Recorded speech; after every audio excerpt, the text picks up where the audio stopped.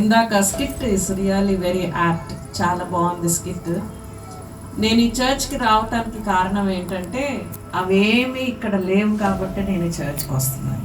The first point what I would like to say is that హంగు, ఆర్భాటము, తర్వాత మనీకి ఇంపార్టెన్స్, ఈ ఏమంటాము కరిస్మాటిక్గా చేయటము, ఇలాంటివన్నీ లేకుండా అర్థవంతమైనటువంటి ఆరాధన, అర్థవంతమైనటువంటి టీచింగ్, తర్వాత నిజంగా ఆత్మీయంగా ఎదగగలిగేటటువంటి ప్రసంగాలు, తర్వాత దేవుని ప్రేమ, చిన్న సంఘం అయినప్పటికీ దేవుని ప్రేమ, ఒకరి పట్ల ఒకరికి ఆ దేవుని ప్రేమ చూపించుకునేటటువంటి విషయంలో కానివ్వండి, ఒకరి కొరకు ఒకరు ప్రార్థన చేసుకునే విషయంలో కానివ్వండి, ఒకరు గొప్ప ఒకళ్ళు తక్కువ అన్నటువంటి ఇలాంటివి ఏమీ లేకుండా అందరినీ ఒకేలాగా ట్రీట్ చేసేటటువంటి వాతావరణం నేను ఇక్కడ చూశాను.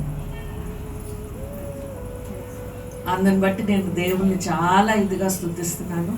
ఇంకో విషయం చెప్పాలి అని అంటే చాలా పెద్ద పెద్ద చర్చెస్ ఉన్నాయి. ఇందాక మనం స్కిట్లో చూసినట్టుగా మరి రకరకాలైనటువంటి వేల మంది చర్చ్కి వెళ్తూ ఉంటారు. కొన్ని చర్చెస్కి అయితే సండే వచ్చింది అంటే అక్కడ మనం చూస్తే ఇలాంటి ప్రేమ కానీ ఇలాంటి వాతావరణం కనపడదు. అక్కడ ఎవరు వస్తారో ఎవరు వెళ్తారో ఎలా ఉంటుందో గందరగోళంగా ఉంటుంది.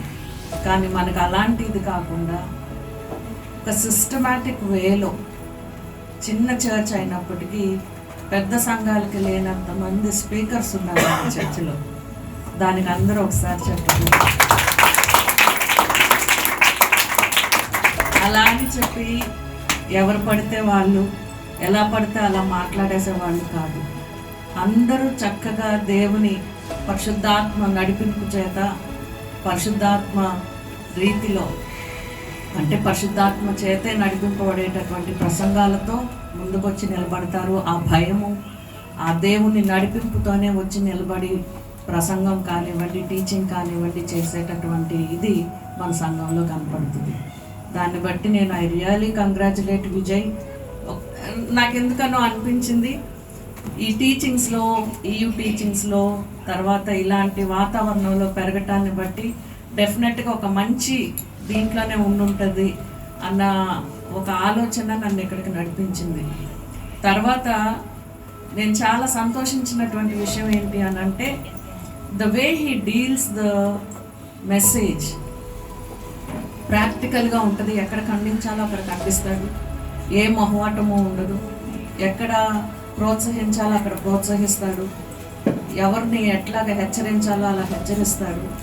అందరితోనూ చక్కగా మరి ఎవరికి ఏది అవసరమో, ఏ కుటుంబానికి ఏది అవసరమో ప్రతి కుటుంబాన్ని కలుపుకొని నడుపుతాడు.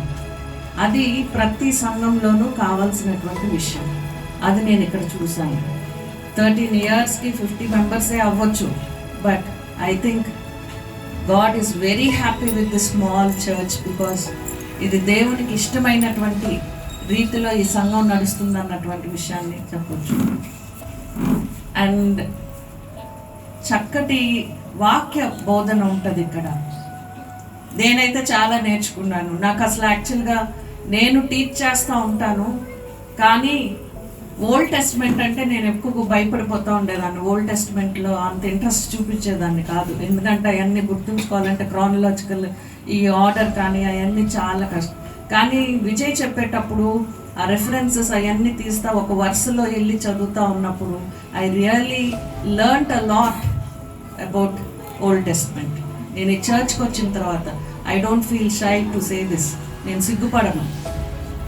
ఈ చర్చ్కి వచ్చిన తర్వాత పాత నిబంధనలో నుంచి చాలా విషయాలు నేను నేర్చుకున్నాను విజయ్ ఇచ్చిన ప్రసంగాల ద్వారా. I'm really happy Vijay that you have help me a lot. ఆ భయం అంటే ఓల్డ్ టెస్ట్మెంట్ అనగానే ఇలా ఉంటుంది, అమ్మో ఏంటి అన్న ఆ ఒకలాంటి బెరుకు నాలో ఉన్నది పోయింది. And now I really I have that strength. And ఇది నేను చాలా అంటే స్టార్టెడ్ రీడింగ్ ద బైబిల్. ఇక్కడ ఉన్న కొంచెం మంది స్త్రీలు కూడా ఛాలెంజ్ చేశారు నాకు. కంటత పట్టేసి అధ్యాయాలు కంటత పట్టేస్తుంటే నేను ఒక్క వచనం కంటత చేయలేను తెలుగులో అని నాకు అదొక ఛాలెంజ్.